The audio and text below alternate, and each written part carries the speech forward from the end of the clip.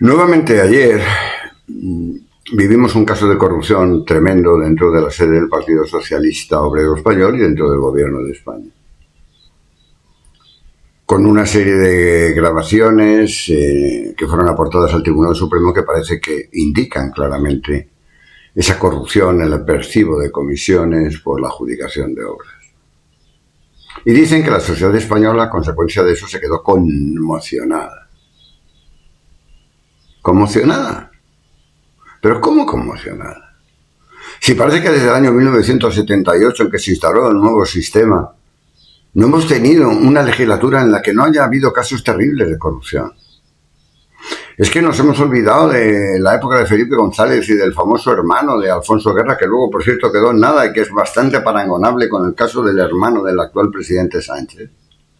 Nos hemos acordado de que el director general de la Guardia Civil, una persona que ocupaba uno de los puestos capitales dentro de la estructura del Estado, puesto que controlaba ese instituto que es la Guardia Civil, que es determinante de la seguridad de los españoles, ese hombre se dedicaba también a cobrar comisiones a cambio de la adjudicación de obras.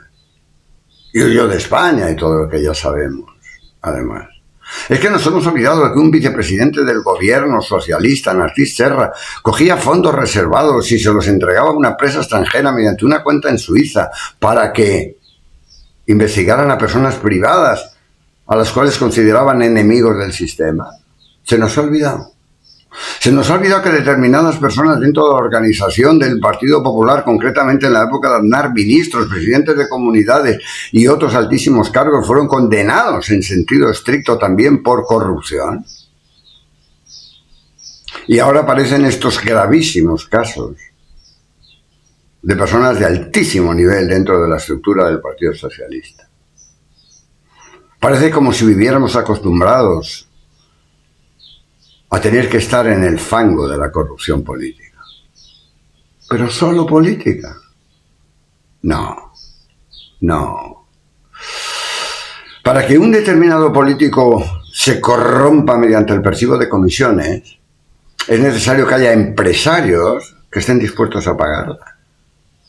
Es decir, empresarios que estén dispuestos a que la política comercial de crecimiento de su empresa sea mediante la comisión de delitos de corrupción.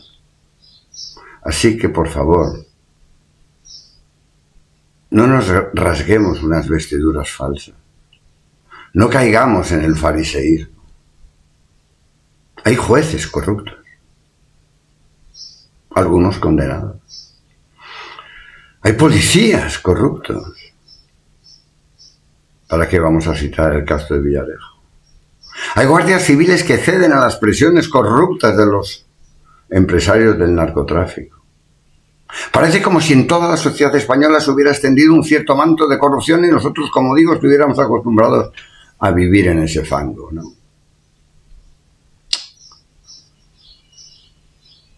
Si se demuestra que un funcionario de una de estas grandes empresas españolas que han pagado las comisiones fuera corrupto, ¿debería de dimitir el presidente de esa empresa? A ver, en democracia, el presidente del gobierno español lo es en tanto en cuanto que lo apruebe el Parlamento. Y no hay manera de quitarle más que mediante una moción de censura o mediante unas elecciones generales que sean ganadas por la oposición. Sería muy sensato, que ante estos casos de corrupción que estamos viviendo en el seno de este gobierno, la oposición planteara una moción de censura. Sería sensato.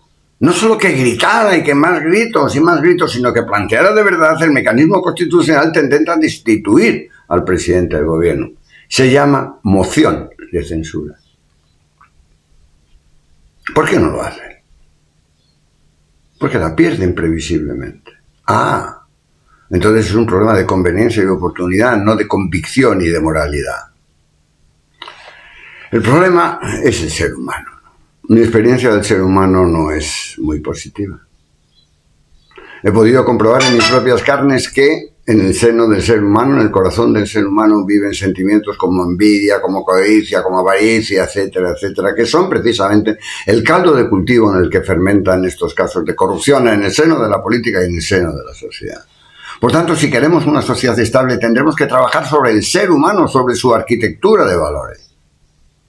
Y eso es lo que nosotros pretendimos en Banesto mediante la creación de un centro al que llamamos Madrid Business School. Pretendíamos crear personas con una arquitectura de valores que cuando ocuparan los puestos claves de la sociedad española contribuyeran de verdad a transformar el modo de comportamiento del país. Porque para cambiar un modo de comportamiento hay que previamente cambiar un modo de pensar. El esfuerzo tiene que ser en educación, pero asumiendo que es inevitable probablemente, porque el ser humano es así, que se produzcan casos de corrupción.